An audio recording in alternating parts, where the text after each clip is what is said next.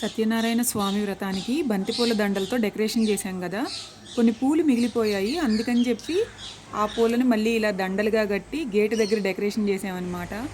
నాకైతే అసలు భలే క్యూట్గా అనిపించింది గేటు. సత్యనారాయణ స్వామి వ్రతం జరిగి ఇవాళ 3వ రోజు. ఈరోజు మండపాన్ని కదిలిస్తున్నాం. ఫస్ట్ అయితే కలశం మీద కొబ్బరికాయ ఉంటుంది కదా, ఆ కొబ్బరికాయని కొట్టి హారతిస్తున్నాం అనమాట. నాకు మండపాన్ని పంపించాలంటే అసలు ఎంత దిగులుగా అనిపిస్తుందో. ఈ 3 రోజులు కూడా ఇంట్లో ఆ మండపం అసలు కలకల్లాడుతూ ఎంత బాగుందో. మండపంలో మనకి టవల్ వేసి బియ్యం మిగతావన్నీ పెడతారు కదా, అవన్నీ కూడా మూటగా కట్టి పూజారి గారికే పంపించాలి. తర్వాత మనకి బంతిపూలు, మామిడి మండలు ఇవన్నీ ఉంటాయి కదా, ఇవి ఎక్కడైనా మొక్కల దగ్గరైనా వేసుకోవచ్చు. కానీ మేము మాత్రం వెళ్ళి కాలువలో నిమజ్జనం చేస్తామన్నమాట.